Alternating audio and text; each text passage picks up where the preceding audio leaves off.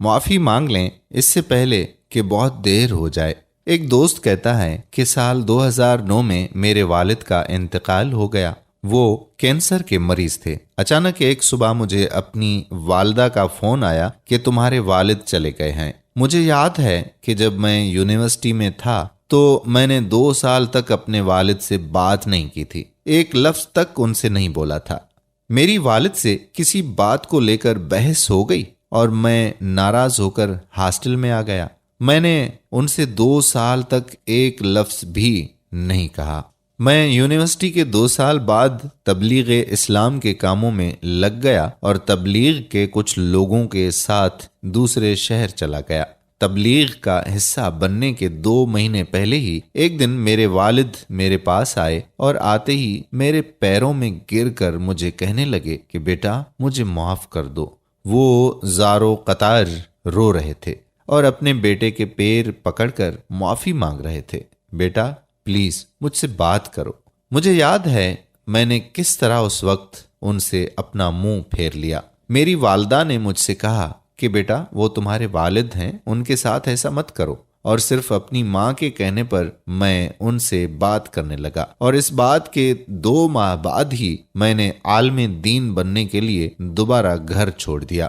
1997 سے لے کر 2011 تک ہر سال میں اپنے گھر والدین سے ملنے کے لیے جاتا رہا۔ اتنے سالوں میں مجھے اپنے والد کے ساتھ کیے گئے رویے کا احساس ہو چکا تھا۔ میں اپنے والد سے معافی مانگنا چاہتا تھا کہ ابو مجھے آپ کے ساتھ ایسا نہیں کرنا چاہیے تھا۔ ان کے پیروں میں گر کر اپنے رویے کے لیے ہاتھ جوڑ کر معافی مانگنا چاہتا تھا، مگر جب بھی میں گھر جاتا تو میری انا بیچ میں آ جاتی اور مجھ سے کہتی کہ تم صحیح تھے، تم کیوں معافی مانگو گے؟ میں اندر سے جانتا تھا کہ میں غلط تھا، میں نے اپنے والد کے ساتھ بہت برا کیا تھا، مگر میری انا میری غلطی کو میری زبان تک نہ لا سکی۔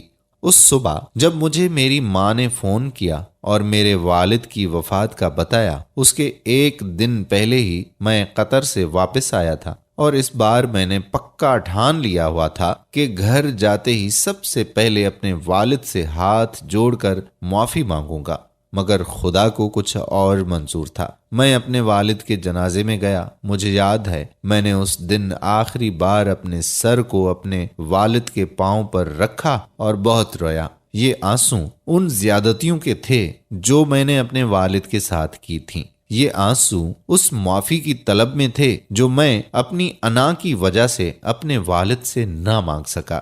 میں ان کے پاؤں پر سر رکھ کے رویا اور بولا، ابو مجھے معاف کر دیں، مجھے آپ کے ساتھ ایسا نہیں کرنا چاہیے تھا، مجھے معاف کر دیں۔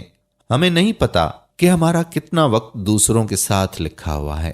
خدا را صرف ایک غلط فہمی، صرف کچھ اختلافات کی وجہ سے اپنے محبت کے رشتوں سے منہ مت پھیریں۔ میرے قابل احترام بھائیوں اور میری محترم بہنوں، معافی ایک با مقصد، گہرے اور سچے رشتے کی بنیاد ہے۔ اگر کسی نے ہمیں تکلیف دی ہے اور معافی بھی مانگی ہے تو معاف کر دو۔